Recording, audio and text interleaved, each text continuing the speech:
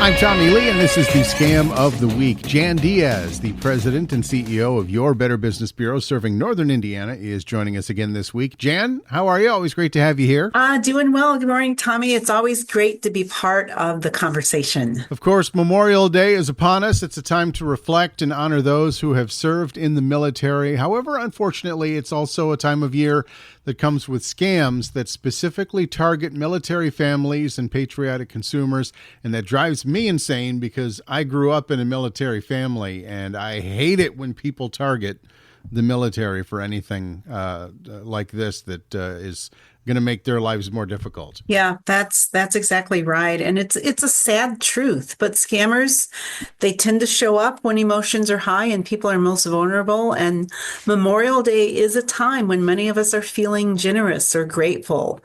And we might be a little distracted by the long weekend or holiday plans. So scammers know this and they're counting on it. So before we get into the details, what kind of scams are we talking about here? Are these newer threats or are these new versions of old tricks? Yeah, it's a little bit of both. So some of the scammers directly target military personnel, and then other scams will take advantage of patriotic consumers who want to donate to veterans. There's a lot of causes that support the military families or other things that are out there. And unfortunately, these scams are all connected because they're designed to pull at your heartstrings or push you into acting quickly without thinking it through. Okay, so let's break that down. What's one of the more common scams that we're seeing as we approach Memorial Day? One major category is high-priced military loans. And so these often show up, they're marketed specifically to active duty service members. And so scammers use ads that promise a quick approval, no credit checks, or loans that are tailored specifically for military families. But what they don't tell you is that these loans are tied up with hidden fees, inflated interest rates, and restrictive repayment terms. So in many cases, the loans are structured to trap borrowers into long-term debt. So even though the loans look like they're supporting the military, they actually prey on the military? Exactly. And sadly, this kind of predatory lending is not new, but the packaging and the promises will change over time to stay convincing. So another scam that we're seeing around Memorial Day is the so-called Veterans Benefits Buyout. And so this scam offers veterans a lump sum payment in exchange for future pension or benefit payments.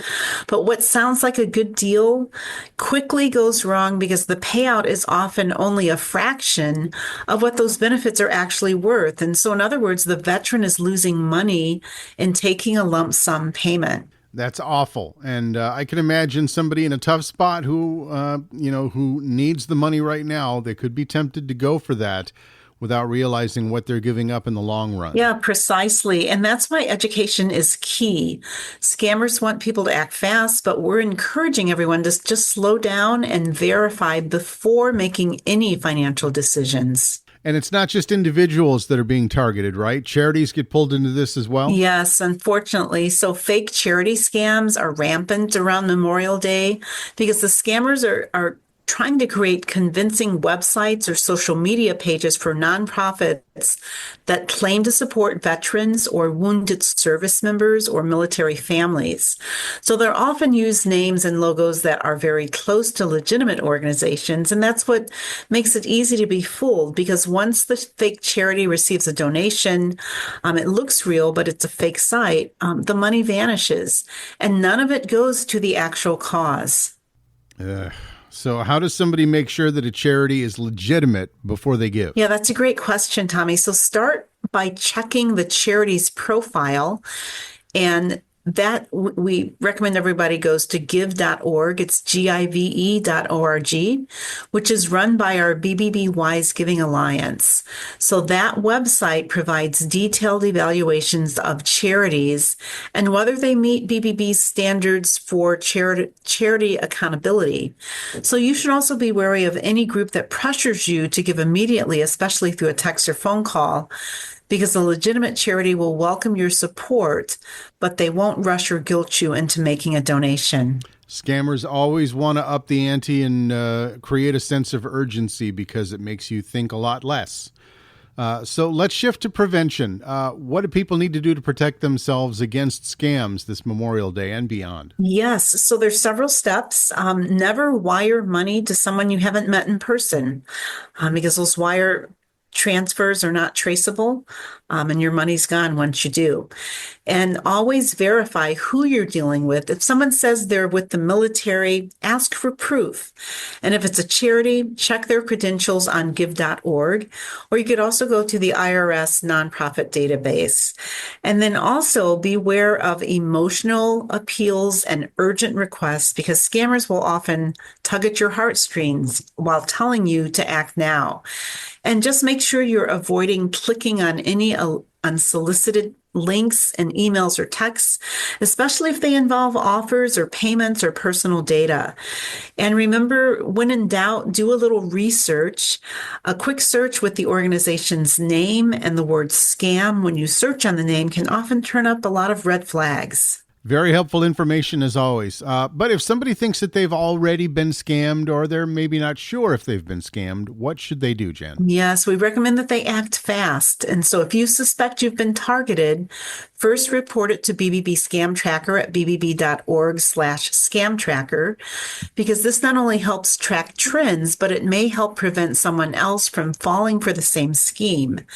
And then you should also notify the Federal Trade Commission at reportfraud.ftc.gov. And also, if you have shared financial information, get in touch with your bank or credit card provider immediately to dispute the charges and secure your accounts.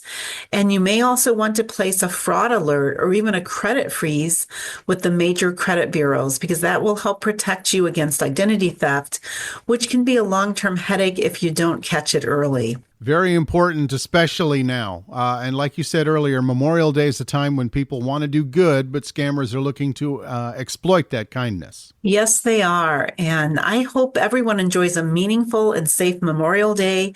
And remember that protecting ourselves and each other is one way we honor those who have served our country. That's right. It's very unfortunate, but by staying informed, we can all be a little bit safer. Now, whether you're donating to a cause or responding to an offer, you pause, you verify, and you make sure you're never afraid to walk away if something feels a little bit off.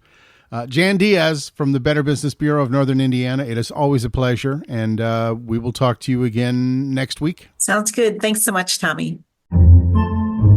Podcasts by Federated Media.